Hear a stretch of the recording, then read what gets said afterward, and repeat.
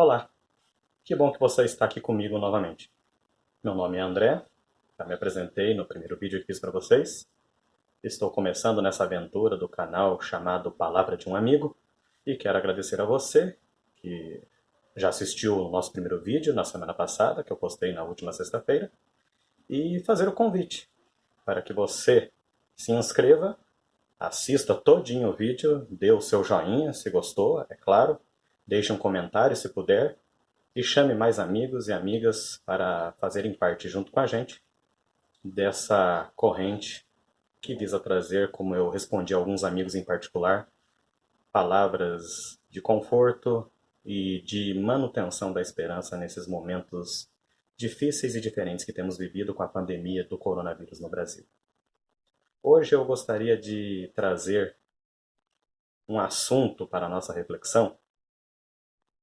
E este assunto, a mensagem, tem como tema o testemunho. E eu me inspirei para fazer essa reflexão para vocês numa mensagem encontrada no Evangelho de Mateus, no seu capítulo 24. E eu gostaria que você fosse até lá. Abra sua Bíblia, se você puder, no capítulo 24 do Evangelho de Mateus, e juntos vamos ler alguma coisinha ali, alguma palavra de Jesus, como foi da última vez, para nos dar um conforto e esperança neste momento difícil.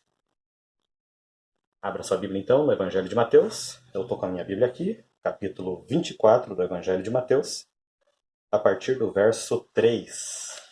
Eu não sei se você prestou atenção, talvez não todas as Bíblias, mas a minha Bíblia aqui tem o subtítulo sugestivo deste capítulo, O Princípio das Dores.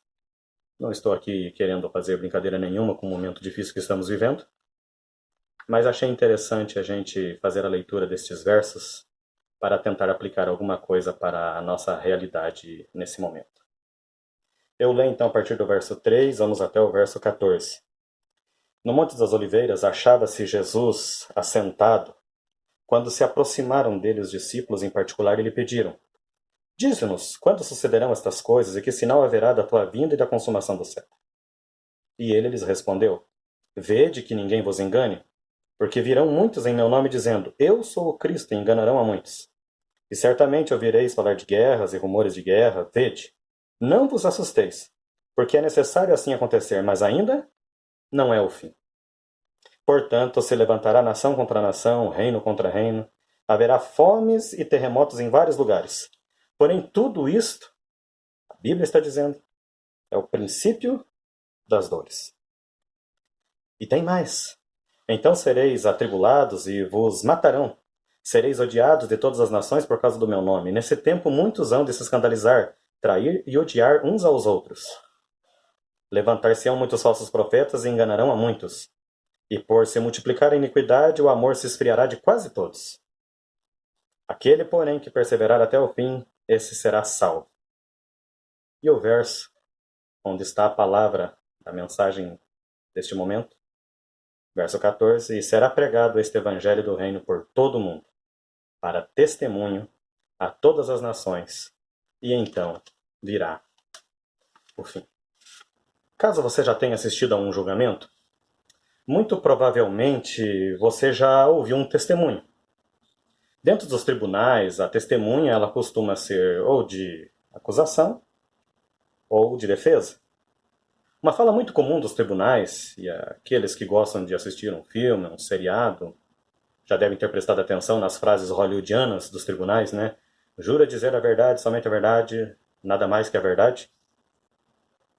O que é preciso destacar é que o que fica importante para uma testemunha, a característica mais importante para uma testemunha, é justamente falar a verdade. É isso que a distingue. É isso que traz razão de ser do seu testemunho. Você consegue lembrar alguma vez que testemunhou alguma coisa? Quem sabe uma disputa entre os irmãos? Eu tenho aqui, no momento em casa, duas filhas. Uma está em Curitiba, no momento. Quando elas brigam entre si e eu flagro parcialmente uma situação. Você já testemunhou? É o irmão tal, o irmão A, B que tem razão. Uma disputa entre amigos em que você foi chamado, de que lado você fica, o que você viu, quem é que estava realmente com a verdade. Um acidente de carro acontece na esquina da tua casa e você é chamado para testemunhar. Qual a pergunta? Quem avançou primeiro? Quem é o culpado? Em todas essas situações, se alguém é intimado para ser testemunha, ele é interpelado principalmente para falar a verdade. E se ele realmente relatar como viu ou ouviu a situação, a verdade aparecerá e com certeza fará a diferença na solução de um conflito. É possível eu e você testemunharmos por um crime que tenhamos presenciado, testemunharmos um casamento, esse é mais gostoso, né? Os padrinhos são as testemunhas de um casamento, quando alguém está contraindo núpcias. Enfim, testemunhar é relatar, validar, endossar, manifestar o que se viu, ouviu ou se sabe sobre alguma coisa ou sobre algo. Agora, sabe o que eu descobri e que me entristeci por descobrir? As pessoas não gostam de testemunhar. Muitas vezes, as pessoas até falam informalmente sobre um crime, por exemplo, mas quando são intimadas oficialmente para manifestar num tribunal, por exemplo, aquela visão, aquele testemunho que teve, as pessoas não são tão empolgadas e muitos até desistem, dificultando processos criminais, por exemplo. Os advogados e promotores sabem muito bem que essa missão é extremamente difícil. Mas eu gostaria de fazer uma pergunta para você agora. Por que nós não gostamos de testemunhar? Por mais honestos, corretos e sinceros que possamos nos considerar, testemunhar é um desconforto que nós preferimos evitar. Agora tente colocar-se no lugar de uma pessoa que depende de uma testemunha para livrar-se da prisão. A liberdade, o como vai ser o futuro, a vida, depende de uma testemunha. Esse negócio, então, aparenta ser mais sério do que parece. Nosso Senhor Jesus Cristo, ele deixou muitas outras ricas orientações na Bíblia Sagrada. Mas sempre que alguém que consideramos importante fala com a gente, eu não sei você, mas eu costumo prestar muita atenção nas últimas palavras. Por exemplo, eu tenho uma filha que estuda fora, num colégio interno da nossa igreja. Então a gente passa férias junto nos momentos finais, quando estamos para deixá-la lá no colégio ou enviá-la de avião, de ônibus, como quer que seja. Existem aquelas orientações finais. Quando um pai ou uma mãe vai deixar o seu filho ainda pequeno dormir, quem sabe a primeira vez, na casa de um amiguinho, no momento da partida nós temos as orientações finais. Essas orientações finais elas são muito importantes. Elas dizem muito. E o que você me diria se eu dissesse para você que Jesus deu algumas orientações finais, um pouquinho antes dele partir? E este relato, se você quiser depois ler na íntegra, ele se encontra no capítulo 1 do livro de Atos, no Novo Testamento da Bíblia Sagrada. Mas eu gostaria, neste instante, de chamar a sua atenção especial ao versículo 8 do capítulo 1 do livro de Atos. Eu gostaria que você fosse até lá. Lembra como eu falei no último vídeo, no primeiro que postei para vocês? Nada substitui a leitura da Bíblia pelos seus próprios olhos. Leia sempre a Bíblia, ainda que você conheça a passagem e ela seja mentalmente fácil de você lembrar. Mas leia. Não deixe de passar as impressões que o Espírito Santo pode trazer para você na nova leitura de um texto já conhecido. E o verso 8 nos diz assim: Mas recebereis poder ao descer sobre vós o Espírito Santo, e sereis minhas testemunhas, tanto em Jerusalém, como em toda a Judéia e Samaria e até os confins da terra.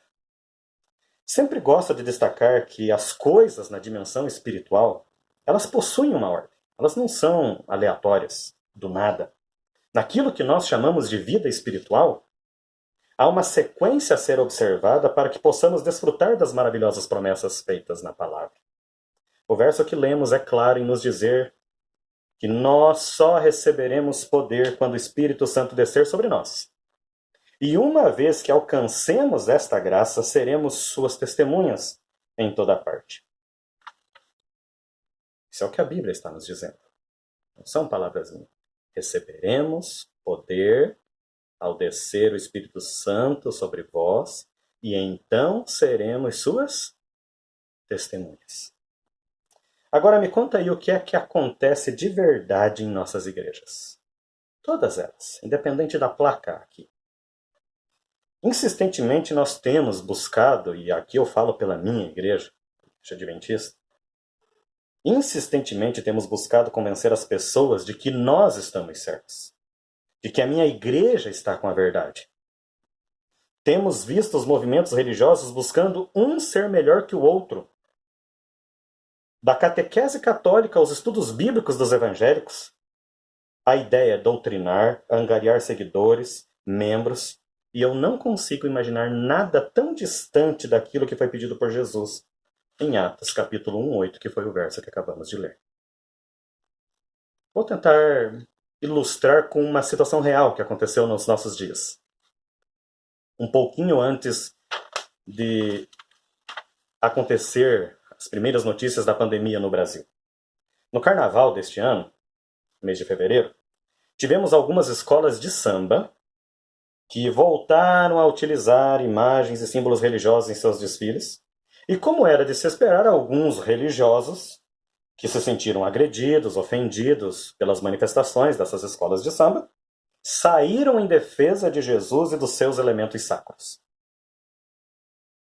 Alguém, que assim como você deve estar lembrando ao relatar essas coisas, sabendo que eu gosto desses assuntos, lá na minha empresa onde eu trabalho, no banco, perguntou o que eu achava dos defensores de Cristo, das escolas de samba que falaram mal do Nosso Senhor.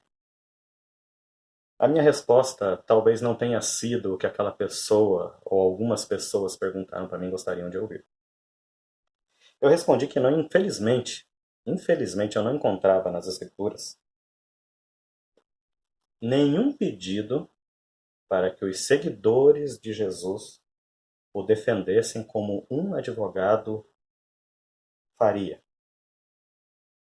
O que a Escritura insistentemente nos pede, e inclusive foi um recado final de Jesus antes de ascender aos céus, foi: sejam minhas testemunhas. Este é o recado. Por mais ofensivo que eu possa achar as escolas de samba desrespeitarem elementos sacros, figuras religiosas, a própria figura de Jesus Cristo, ele não me constituiu seu advogado. Se nós lermos as cenas finais do julgamento de Cristo nessa terra, ele não esteve em nenhum momento preocupado em se defender. O que ele quer é testemunhas. Você consegue lembrar daquilo que eu pontuei no início da nossa reflexão? Uma testemunha fala a verdade. Ou seja, uma testemunha fala daquilo que viu ou ouviu. Eu vou tentar dar um exemplo agora do que é que uma testemunha faz. Você talvez não vá concordar comigo 100%, porque normalmente não é apresentado esse exemplo que eu vou dar nesses termos, mas eu gostaria que você tentasse captar a ideia. Em que pese as controvertidas falas e atitudes do presidente norte-americano Donald Trump, viver nas terras do tio Sam, o chamado sonho americano, ainda é o desejo de milhares de pessoas ao redor do planeta. Pergunto, de onde vem esse desejo dessas pessoas? Por que elas se arriscam tanto? A resposta é simples. Testemunho. Todos aqueles que um dia sonharam em ir para a América, sonharam em viver aquilo que os americanos vivem. No nosso PG, nós temos um jovem aqui da nossa igreja. Agora está um pouquinho mais calmo, não anda falando muito sobre o assunto. Mas no que eu cheguei aqui em Colorado do Oeste, a Rondônia, viver nessa linda cidade, eu tinha um dos nossos jovens que tinha um desejo absurdo de ir para os Estados Unidos. E era gostoso conversar com ele, porque como a gente fala bem daquilo que deseja. E esse não é só o desejo desse meu amigo que eu tenho aqui na igreja. É o de muita gente que já passou por nossas vidas, ou que a gente ainda conheça. Eu tenho amigos que foram morar lá. Nós não costumamos ouvir nesses termos, mas se você conhece alguém que já está lá, acredite, essa pessoa não foi na doideira, porque deu na telha. Essa pessoa foi porque alguém testemunhou para ela de que lá é tudo isso mesmo. E é um pouco mais. E arriscam tudo e vão embora. Acredite, meu amigo que está me ouvindo, não existem cursos que ensinam as pessoas a amar os Estados Unidos. Pelo contrário, o atual mandatário, o senhor Donald Trump, ele anda um pouco chateado com o excesso de estrangeiros no seu território. Chega a chamar os estrangeiros de praga e outras coisas, mas nem isso faz com que as pessoas desistam de viver nas terras do tio Sam. Medidas duras têm sido tomadas. Todos nós conhecemos alguém que já foi para lá. E esta é a maior propaganda que se faz dessa terra. Ainda que existam problemas, quem vai para lá, na sua maioria, diz que voltaria. A vida que os americanos vivem, ainda que com as imperfeições de qualquer lugar do planeta, tem testemunhado de que os Estados Unidos é um bom lugar para se viver. As pessoas buscam isso. Como criticá-las? Agora pense no desafio que foi proposto por Jesus. Sejam minhas testemunhas. Vou mandar o meu Espírito Santo para você ser minha testemunha, André. Eu não vou mandar o meu Espírito Santo para você falar em línguas. Eu não vou mandar o meu Espírito Santo para que você diga que sabe mais que os outros pelo dom de profecia. Eu não vou mandar o meu Espírito Santo para você ser vegetariano. Você até pode conseguir essas coisas, mas Jesus está nos dizendo: vou mandar o meu Espírito Santo para você testemunhar. E agora uma pergunta que eu acho que você já fez aí na sua mente, com a ilustração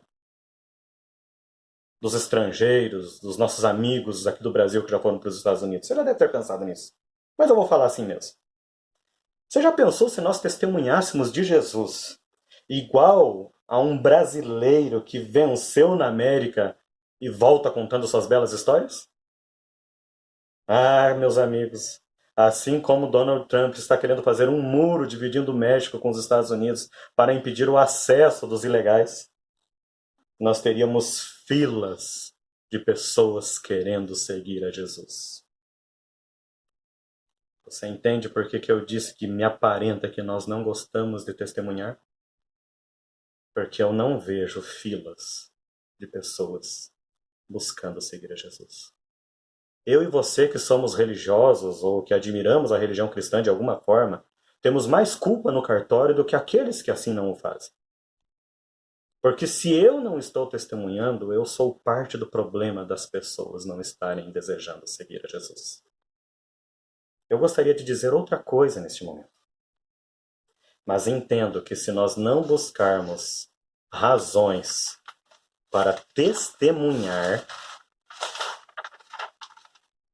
daquilo que Jesus Cristo fez, faz e fará por nós, nós continuaremos nos ofendendo com carnavais, com demonstrações de um artista ou outro que parece nos agredir. Eu conheci Jesus, esse Jesus que eu me esforço, com todas as minhas falhas, a seguir. Eu conheci esse Jesus aos 7 anos de idade na Igreja Adventista do Sétimo Dia. É isso mesmo. Se você não sabia, agora vai saber.